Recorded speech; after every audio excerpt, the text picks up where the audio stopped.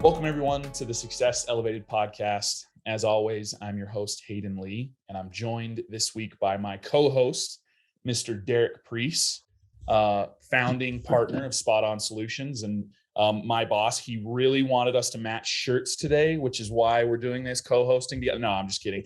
For those of you watching the podcast, we are wearing matching t-shirts or polos, rather. And I think we're ready to interview someone that we both really admire in the industry, Lisa Lavender, COO of Burke's Fire and Water Restorations and COO of Restoration Technical Institute. Lisa, thank you so much for coming on the podcast. Oh, thank you for having me. It's my pleasure. We are very excited to have you. We just learned that we're going to get a special treat at the end of this episode. So everybody stay tuned. We're going to talk about a lot of really awesome things today, but we're going to get a special treat in the form of restoration poetry. So I'll tease that for everybody listening. We're going to get something at the end. So okay. I know a lot about Lisa, but I did not know that she was had this wonderful talent. So I'm super stoked about hearing all the awesomeness that comes out of this wonderful lady. Yeah. So the big focus of why we wanted to talk today, recently, Lisa, you and Derek released an article, and the main focus of the article was talking about business continuity planning and disaster planning and some big picture things that can really help specifically the restoration industry, business owners in the restoration industry. But I think there are some lessons here that any small business owner can take. But first and foremost, I kind of wanted to introduce you to our audience and talk a little bit about your background in the restoration industry. So if you wouldn't mind, talk a little bit about how you first got involved in the restoration industry, what it's like to own a restoration company for you, and kind of how you've grown your career over the last 20 or so years. Awesome. Thank you. So I went to school for accounting. That's my degree. And I started out as an accountant for a brief time. And my father was in the insurance industry. So part of my joke is that instead of bedtime stories, he read me insurance policies. So for some reason, I always knew like what frequencies and severities. It's all very weird, but that's what happened. And then fast forward, I married a claims adjuster. And so more insurance, just another angle. My dad's more underwriting. And then in 2000, actually, I was working as an accountant, pregnant with our second child. And my husband had moved up in insurance and his division was eliminated that he was managing. And he said, and he had some other opportunities, but he said, I want to start a restoration company. And I said, what's a restoration company? And the rest is history, as they would say. There you go. So that's how I started in it. And I mean, several years into it, being the accounting process person. And we were, fortunate we were growing rapidly. And I wanted process, order, procedure. I was very uncomfortable not knowing and understanding the technicals, and we did construction too from day one. And my husband had the construction background as well. So he told me to go learn it. And although I was mad when I first said, this is crazy and I don't know what's going on, I can't develop things. So after I was done being mad at him, I realized he was right. And I picked up my phone and I started my formal education path in restoration, took my first WRT, and then I became addicted to the education side. And took me about 10 years, but I earned all three of my master certifications through the IICRC. And it really, I just dug in deeper in the company and I've loved the industry in general. And I also, obviously through my process, developed a passion for education and training in our industry. And in 2012, opened the Restoration Technical Institute. Awesome. Very, very cool. I think, you hit on a couple things there. You come from a different background into restoration, which gives you, I think, a cool perspective, right? Like you know what insurance adjusters are going through, what they're looking for.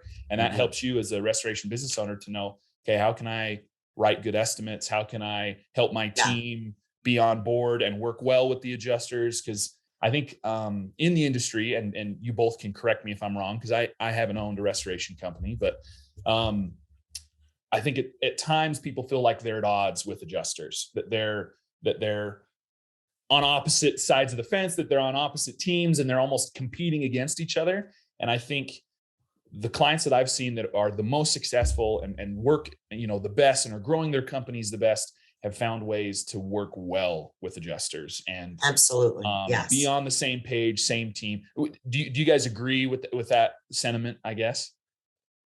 Yeah, I'll just jump in. I'm very glad you actually brought that up because I think that there's a lot of stories that go the other way. Yeah. And our company was founded in growth.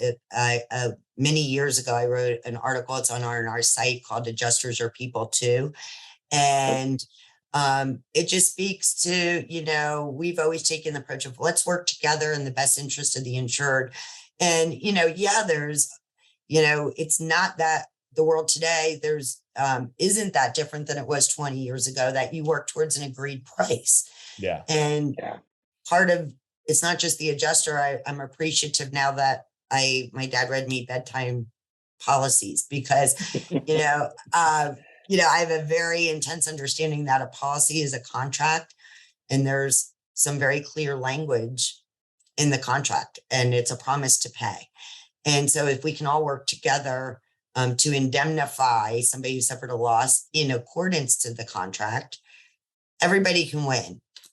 Yeah. Contractor insurance isn't trying to necessarily always, and there's different circumstances that people are up against, but the insured purchased something that has very specific it's a Yeah. piece of paper, which isn't real fun, but that piece of paper is very exciting when you're very grateful for it if you suffer a loss or a disaster or damage. Totally. Derek, were you gonna? Yeah, That's great add in insight. there. That's such great insight, and I appreciate you saying that, Lisa, because it is like it.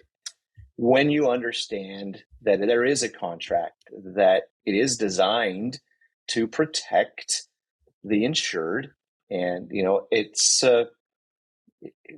all these things can be worked out, right? If we don't have to go in there from a perspective of us against them. It's not necessarily a battle. They have a contract. They have to work within the realm of the contract. So yeah, I know that in our restoration company, we had amazing relationships with insurance adjusters, and we worked really hard to grow those relationships. And I think, so we found a ton of success working with insurance adjusters. Whereas, we do hear, and I know you hear them as well too, all of the quote unquote horror stories in the industry, but those relationships really can be nurtured and can grow. So thank you for talking about that in that light. So, Lisa, I wanted to kind of dive in. I loved, again, to kind of go back and reference the article that you and Derek kind of co-authored together. I loved the story that you talked about of how you got into disaster planning and business continuity planning. That initial story in 2006 and dealing with those disasters that were in your area as a restoration business owner kind of prompted this whole journey. And I'd love to kind of hear from you, maybe a little bit more in depth on what kind of prompted all of that. What about those specific large loss events made you want to get into, the disaster planning? Yeah, great. Thank you, Hayden. Well, in 2006, at this point now, I had 6 whole years under my belt as a restorer, and, but I saw a lot of things and commercial losses and things of that nature. And our area was hit with very widespread, severe flooding. And based on where it hit a lot of businesses. And I'm a big believer, especially when you go through some to this day, that after you experience a cat volume, it's just great to huddle and reflect. What did we do well? What can we do better? And just always kind of keep that top of mind, constantly evolve your processes and the way you're responding. And this particular time, I realized, because there was just by coincidence, there was a lot of businesses hit. And I started not just thinking about the businesses that were hit during that event, but the other ones that we've worked with over that period at that time, and talk about, just tapping it almost became natural to what we do and who we are as restorers, as far as, we say we're going to mitigate and reduce further damage, and we're empathetic and we're there to help people. And I had this realization that, wow, we could have been a lot more effective, efficient, and help control the severity of these situations if some of these things were pre-thought out. And, it wasn't that I invented by any stretch business continuity or disaster planning, but it wasn't like a top of mind thing I understood at that time, but I just had this revelation and then started at it and started going, oh my gosh, this is a whole discipline. And this is something that's important for us to be involved in, to help people who are, before it even happens, for one, so we can respond and perform better and help them remain a going concern, because that's the biggest thing. When you look at statistics of businesses that have trouble recouping, it's staggering when you don't have a plan. And I always kind of joke that if you have a plan, it's good luck, because then typically it's the people who don't have a plan, something bad happens to. So if you're on the edge of planning, do your plan. It's good luck.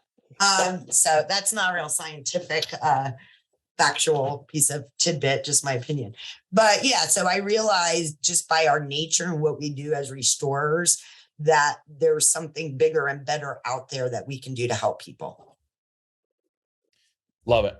I love the phrase. So, because I talk to my, clients a lot about ERPs, emergency response plans, and we'll talk a little bit more about that as we go along. But business continuity plan, that phrase was eye-opening for me, because it allowed me to think, yeah, there's more to all of this than just having a water shut off. Like, you've got to be able to find a way to continue to operate, because if it's going to take you as the restoration company, Lisa, you own a restoration company. If it's going to take you a month to get my business back up and running, that's a month of revenue that I'm, if I can't get into my building, I've got to have a plan to be able to pay my employees, to still be, maybe I own a restaurant or something, to be able to still get food made, whatever it might be. I've got to have a plan other than where to go shut my water off, of how to keep business running and bringing revenue in, so that I can continue to support myself and my employees, or whatever it might be. Like, it's bigger picture than just having, a blueprint that says, okay, shut the water off here and call these people. It's like, there's more to it than that. Yeah. Absolutely. And, you mentioned employees, it's communicating with employees, but it's customers, and, it's communications to customers, vendors, who are you going to lose? I mean, even, I'm big on like people having record of who updates the website, who sends out mass communications, or because, if you're a business, let's just say you've been in business for 30 years, it only takes a moment for you to be down. It's on the news, and your competitors could be taking your customers. So you have to be extremely proactive. It goes way beyond the building itself. And every business model is different. I mean, a manufacturer versus food processing versus a childcare facility versus a restaurant, a hair salon, a library. I mean, I could go on and on, because and it's actually just cool and exciting the more you learn about it, because you get the opportunity to there's all kinds of regulatory bodies, and regulations that may apply to any given industry or best practices.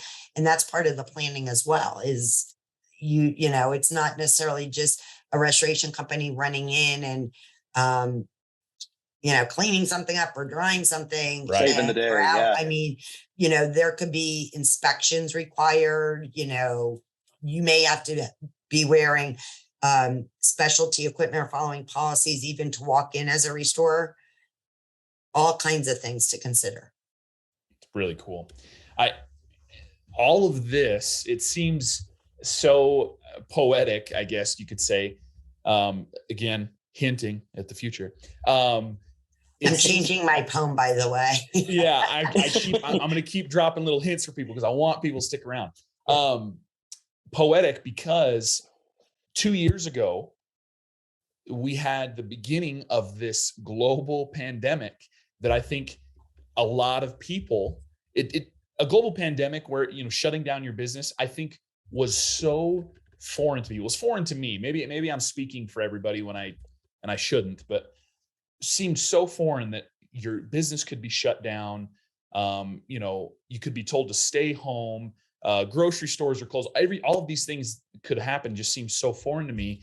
And business continuity planning now takes on a whole new meaning, right? After a global pandemic, something that, commercial business owners probably wasn't even on their radar, right? Like they're building a disaster plan with you about, okay, if we get a flood and our roof collapse, what are we going to do? X, Y, and Z, this is what we'll do, who we're going to call. But I can guarantee a lot of them were like, what am I supposed to do if I can't, if I can't serve food or I can't, so Lisa, if you wouldn't mind, speak to that a little bit. How did business continuity planning change with the influx of a global pandemic? Well, it actually, because I always took a very holistic approach. So right. Whether I was doing a training session, a seminar, or doing an actual assessment, I always spoke. I would also encourage them to do a vulnerability analysis. So, for example, I'm in Eastern Pennsylvania. So the probability of a volcano erupting and affecting the probability is so low that my vulnerability to that scenario is pretty low too.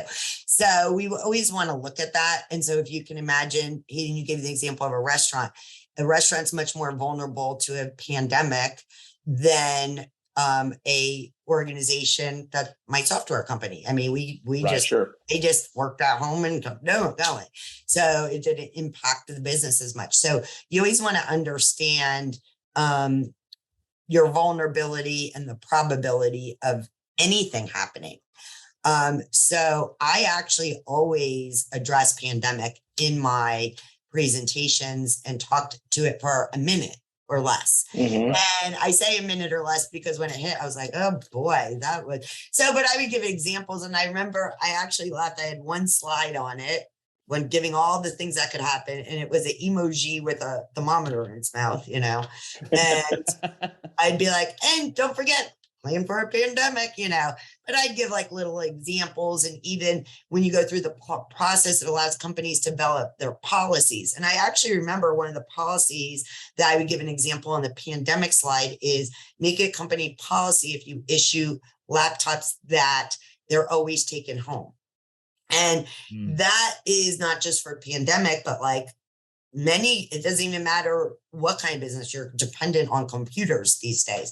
So if you're investing in the laptop, take it home because now you have the laptop on another site, whether the building burnt down or everybody has to stay at home, right? So there's little things when you go through the process that you can adjust to make yourself more resilient.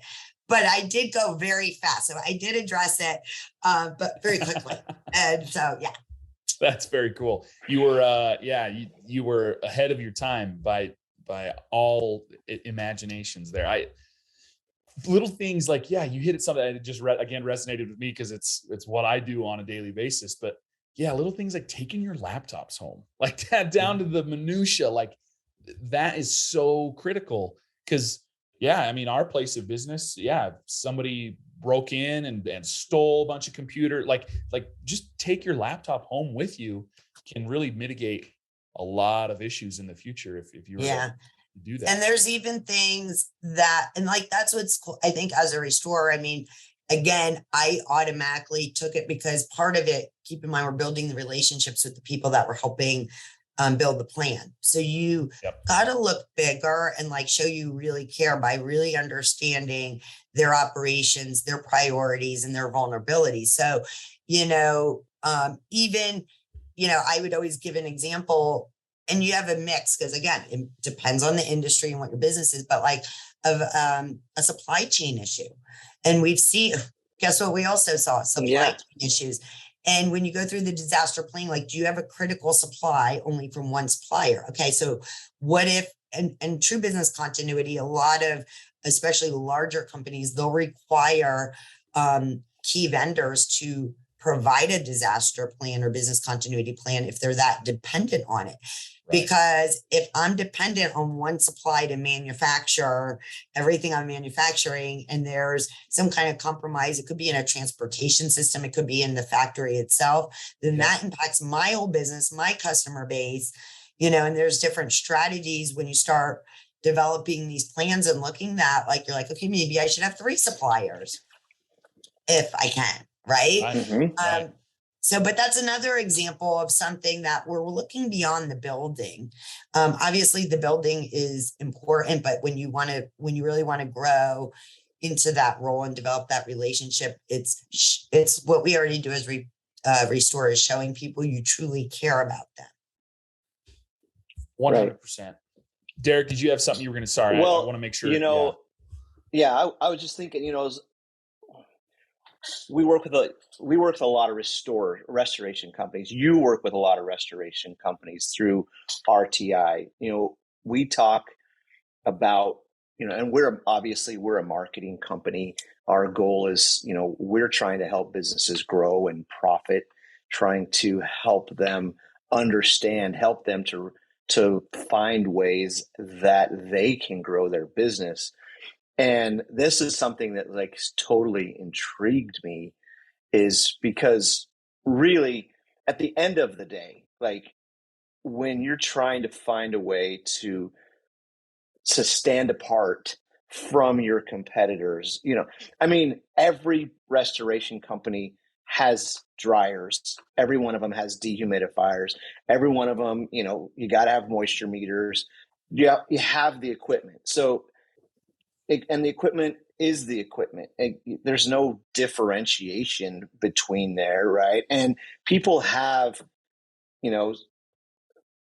they have baseline expectations, right? So when you're talking about trying to help a restoration company grow their business and stand out, and as opposed to, and even, how many restoration people have, route marketers that go around with the donuts and go around with, the trinkets and all that kind of jazz. We did it as well too, but at the end of the day, it's about, the better you can build relationships, right? When people look at relationships and how can a restoration company stand apart, I just think learning about business continuity plans and help growing that, help bring that to the forefront of other businesses. You think how many companies have thought about this, right? Or really feel like they should have something like this in place, but don't.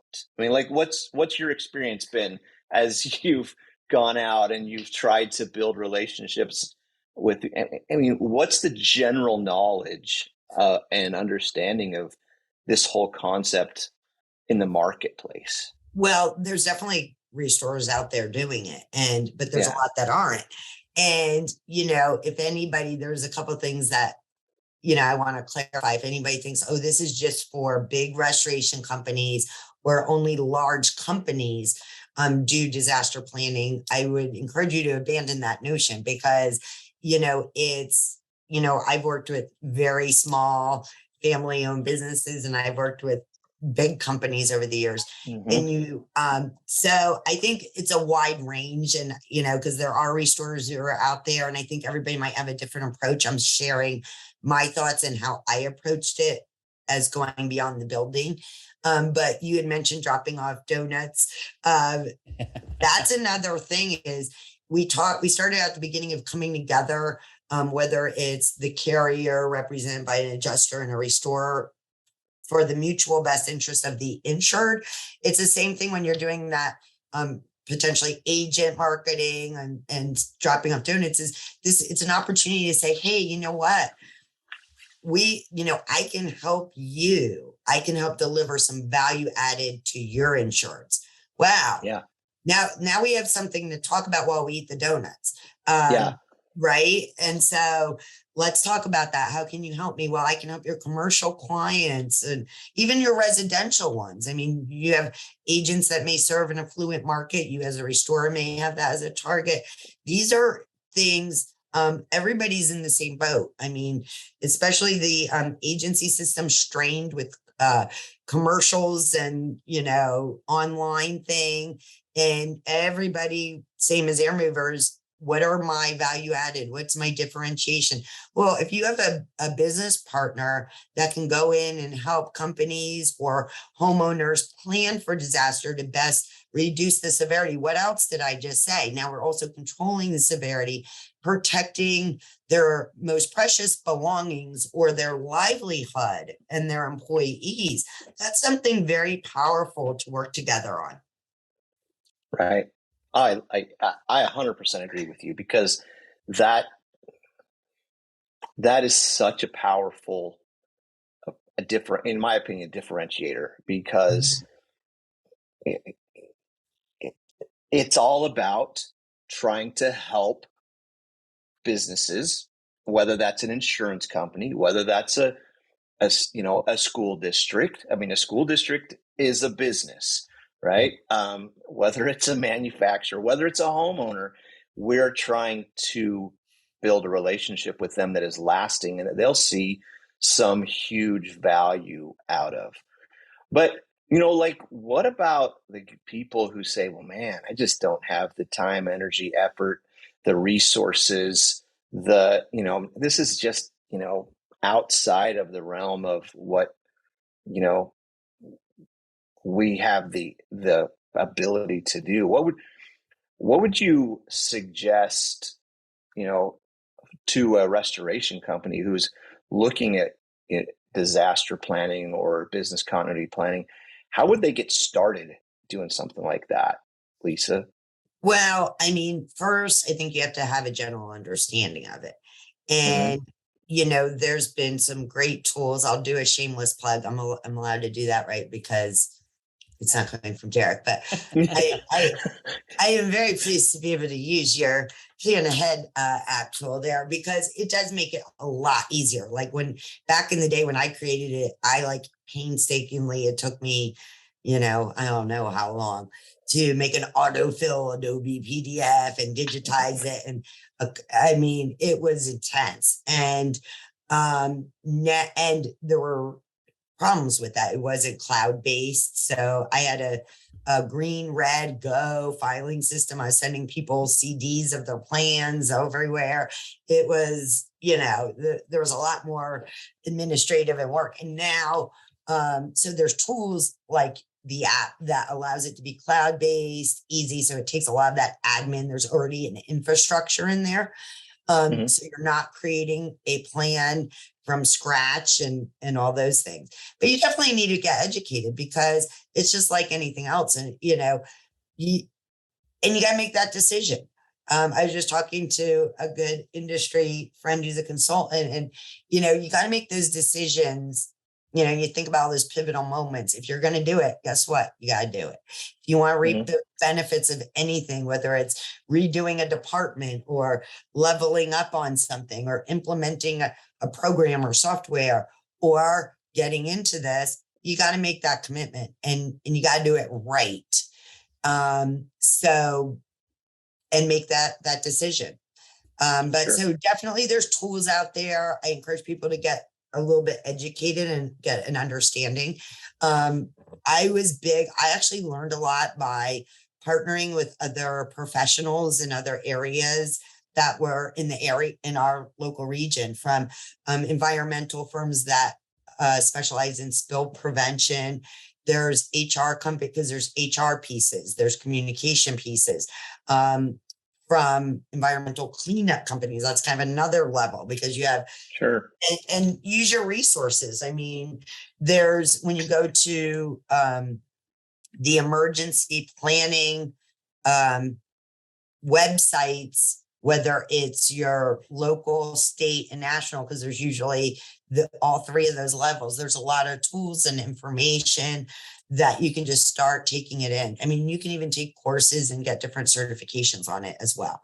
So it depends on, I guess, Awesome. how far you want to go and what you want to make out of it, you know, or Right. you can. So That's awesome.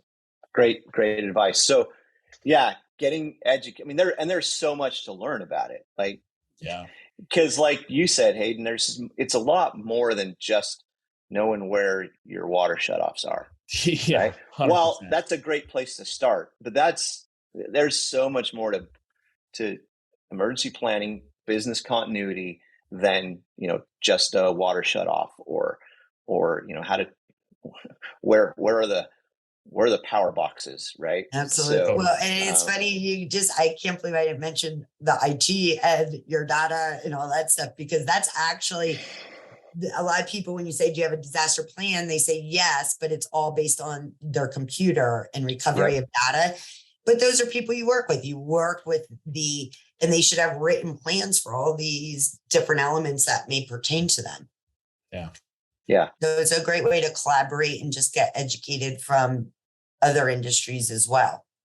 Because, I joke, I'm like, well, if you're let's say you're a manufacturer who depends on your physical plant to operate, it's great if you recovered your data, but if your plant didn't recoup, you can't make what you're making. So, Yeah. it's kind of like everybody has to understand, but then it also works the other way. Like we can't live, if we're a restorer and we're physically handling the building, but they lost key inventory.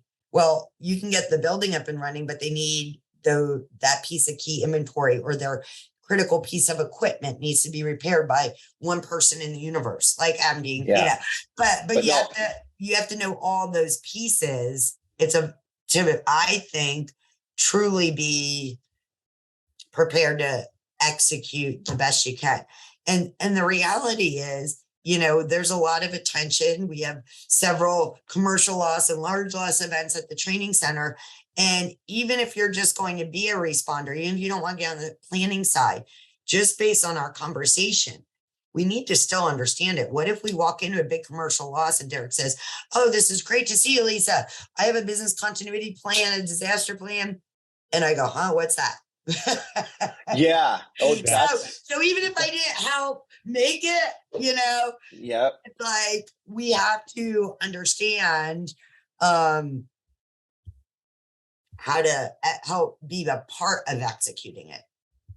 That's an excellent point. I'm glad you brought that up, because that's totally, like, especially at some point, a restoration company is going to get called on that loss, right? On the loss of a lifetime or whatever. Mm-hmm. And if they are clueless as to what to do when they go in there, and that company does have some kind of a plan in place, it is critical that they understand that, the steps to take and how to execute a plan like that. So absolutely. And I'll take it a step further, Derek. Even if they don't have a plan, understanding business continuity and being involved allows you to better serve. So imagine, let's say I walked into a childcare, like you're using your business continuity and disaster planning mind.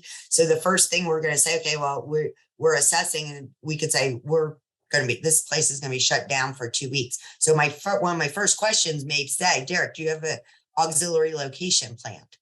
Mm-hmm. Right. So what I just did is I addressed something that could help them get very soon, because do you see what I mean? Yeah. And that's because auxiliary location may pertain. So even if they don't have a plan, even if I don't, I'm able to guide them better and get more proactive, even at the time of emergency, based on some of these principles that you learn and think about when you're involved in that space. I love that. That's spot on. That No was pun a intended, shameless plug, but I that think. is Spot yeah, on. It's a spot on solution, Derek. Somebody should That start is- a company with that name. That's that really. is It has a nice ring. I guess. Oh man, we're gonna have to discuss this and expand on this whole idea. So Yeah. that's Well, awesome. Derek and Lisa, you've both talked about some really, really awesome things. I wanted to kind of just hit on one thing before we move on, and I we're going to have a drum roll for Lisa's poem here, but what I wanted to kind of hit on, Derek, you talked about it in your interview when we did your podcast, Derek. You talked about it there, and you kind of mentioned it a little bit here. Having a restoration owner, whether you own a business and just want to build a business continuity plan, or you're the owner of a restoration company and are going into your clients and trying to help them build a business continuity plan, regardless of where your role is in this, it's an investment. It's an investment of time and effort on your part. Maybe you're purchasing an app that helps you organize all of this stuff, whatever it might be. It's an investment that it might be hard to see an immediate return on, right? You're not necessarily going to see an instantaneous, well, I spent $1 on this and I'm going to get $1 out of that, or I spent an hour out of my day. Immediately tomorrow, that business that I spent an hour with is going to call me with a loss. Like, you're not necessarily going to see an immediate return on that investment, but it's so critical for all of these business owners to have these continuity plans, to have an emergency response plan, because we don't ever plan for large things like this to happen. We don't ever expect, I don't think anybody expected, maybe outside of you, Lisa, I don't think anybody expected something like a global pandemic to happen, right? But having that plan in place probably saved a lot of business owners, saved their business, right, from having to close doors permanently because they had a plan in place. Okay, if something like this happens, it's, this is what we're going to do. So I think this is for me, this is a call to action to the people that might be listening, the business owners that might be listening, again, whether you're in the restoration industry or not. Have a business continuity plan. Go and create one for your team so that you can, in the future, save your business, really, and keep your doors open if there is ever an issue like this. And maybe my call to action for restorers out there is talk to your commercial clients, go and meet with them. And I know it's an investment of time, but sit down with them and help them build a plan like this, because it's just going to be so important for the future of not only you and helping build, an additional revenue stream, but helping your clients believe and trust that you're really there to help them. I think it's hugely, hugely important. So anyways, I wanted to kind of hit on that for those that, might be listening out there, to help them kind of put a bow on all of this. You both have talked about so many awesome things, and really has given me pause about how, I don't own a business, but I probably should have a better emergency plan if something were to happen at my own home. Right. Mm-hmm. And it's crucial to have those kinds of things. Derek, did you want to say something?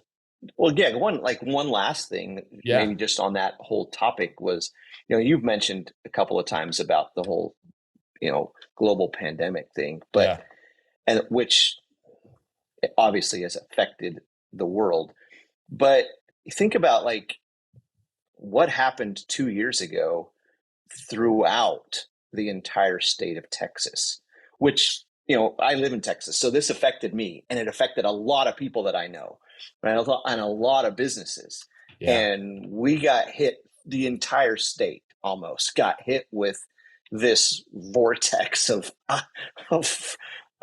freeze, right? And I know businesses they went out of business because they had their pipes freeze. They had all this disaster happen, and companies, they could not get people to help them. And when they didn't have a plan, a contingency plan in place, you know, they lose everything, right? 100%.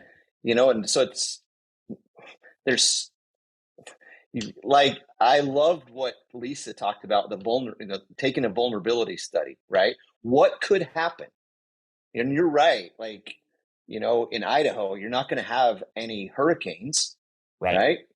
But what happens if a tornado comes through? Or what happens if, you know, an earthquake happens? You know, in Texas, what happens if we have a freaking freeze, right? Yeah. So, well, and I'll just add one thing that you guys both said of why it makes sense for restorers. We talked about like the empathy and, you know, mitigation, but we have those experiences. Like you said, you don't, and that's what we all think. We all, from being restorers, you know, that like people don't walk around and go, oh, I think my house might burn down any day. Like, you know, you don't know. Right. We have those experiences that translate very well into understanding how to help people prepare, because you've been doing it, you've been helping people recover. So it's just kind of taking those and you're able to speak to the different things. And it is, you know, I want to make a point. I said, how do you get into it? It felt very natural to me because I was a restorer. So I just want to make that point because I don't want anybody to be too intimidated by it. Totally. Great point. Thank you, Lisa. Thank you for hitting at all of those things. And we really, really appreciate your knowledge on the subject and what you've kind of been helping our audience understand. There's a lot to all of this, but I think initially the first thing, what's the phrase? The journey of 1,000 miles starts with its first step, right? So it seems overwhelming, business continuity plan, but just do something. So go out and start someplace, and I think you'll be better for it. So, absolutely. Lisa, I want to finish. I want to kind of, as we wrap up the podcast, I want to wrap up with the 3 questions we ask every guest comes onto the show. And then afterwards, we're going to have a poem written and read aloud by you. Written and narrated by the author. Yes, by the author. Lisa, so, okay, Lavender. first and foremost, first question we always ask everybody: is there a book or podcast that you're reading or listening to right now that you really love? Well, besides you, Hayden. Yeah, besides my podcast. Yeah. Yeah, thank you. Well, I'm really kind of digging into the book called Blitz Scaling right now. So that's kind of what I'm meandering through. Blitz Scaling. Yeah. Who's the author? That's a good question. Oh, it's the guy who started LinkedIn. It's in my phone. Okay. Reid Hoffman and Chris Ye. Oh, cool. Very cool. All right. You know, we've been doing this. I think this will be episode 25, Lisa, and I hear a new book almost every time. It's awesome. That's awesome. Yeah. So my book list. I guess I shouldn't say it's so awesome because now my book list is a mile long, but I've got a lot of books I need to read. So very, very cool. Thank you. I have that problem. I have good intentions, but Yes. Okay. Second question. Lisa, you wear a lot of hats as an owner of a restoration company, of an education institution. You do a lot. You wear a lot of hats. How do you relax at the end of a long day and recharge your emotional, mental batteries? How do you do it at the end of a long day? I probably aren't the best person to ask or seek advice on that. That's probably one of my problems. But I will sometimes watch like just a mindless Netflix to unplug. I love it. And I'll just leave it at that. I love it. I've known Lisa for a long time, and I know she's always going like 1,000 miles an hour. I do not know how she gets the energy that she has, because she is always on point, always moving, always has something that she's going next. It's not the next great thing. Yeah, I'm not the right person, but I've been counseled by others of what I should be doing. So very nice. Well, just to kind of, I don't want to take too much of your time, but Justin Sifford was our previous guest with Lavender. he talked about the importance of having white space. And so he's like, sometimes I just got to go do something that just shuts my brain off. And yeah, maybe it's a Netflix show, maybe it's you go for a walk and you just, I don't know, for whatever it might be, but having the ability to just shut your brain off, even for a few minutes every day, can really save you a lot of headache in the future. Absolutely. Resting and recharging is important for sure. Yep. Okay. Last question, Lisa. If you could rewind to the beginning of your career, whether it's your career with Burke's Fire and Water Restorations or whatever it might be, but if you could rewind to the beginning of it all and tell yourself one thing, what would it be? That's a tough question, but I thought about it. And I think it would just be to be more confident. I feel like I had a lot of, especially being a female in this industry and not having like the construction background, I had a lot of probably confidence in my ability, or even if I could succeed in this industry. I don't know that I had that. And it's just not a good feeling. You can, now that I'm old, I've gotten past it. But yeah, when I was younger, I was actually just talking to my husband about that. That's probably I don't regret any of my mistakes per se, because I think those help you learn and made me what I am. But I definitely had a confidence issue that I wish I was a little less and believed in myself a little more. It's awesome. I think she has overcome that issue. She definitely has overcome it. So, which is awesome. But that's great advice. Thank you so much, Lisa. We really appreciate you coming on the show, coming on the podcast, and talking about everything today. Your insights into the industry are unique and extremely, extremely important. And thanks for having me. A lot of business owners, whether you own a restoration company or not, are going to find some great value in what we talked about today. So to wrap everything up, me and Derek have been waiting with bated breath for this moment. But we just recently found out you write restoration poetry. So we would love to hear one of your restoration poems. Well, there's more where this came from, so everybody will have to track me down. But I decided to switch it up. Derek requested containment, but we started talking about, the subject matter inspired me to pull one of my very first poems, and it's an ode to documentation. Oh, very nice. Oh. Because, everybody loves that. Documentation can cause much frustration. Pictures and notes are the key as you do restoration with great glee. If it is a water job, the data and readings you must log. Do not skip or you'll have a blip, as documentation, thorough and complete, will make your company hard to beat. Wow, very nice. That's awesome. She is the master of rhyme.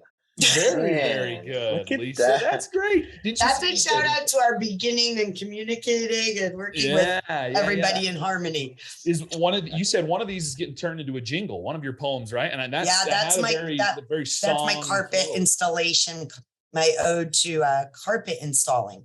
Very nice. I can't wait to hear the jingle.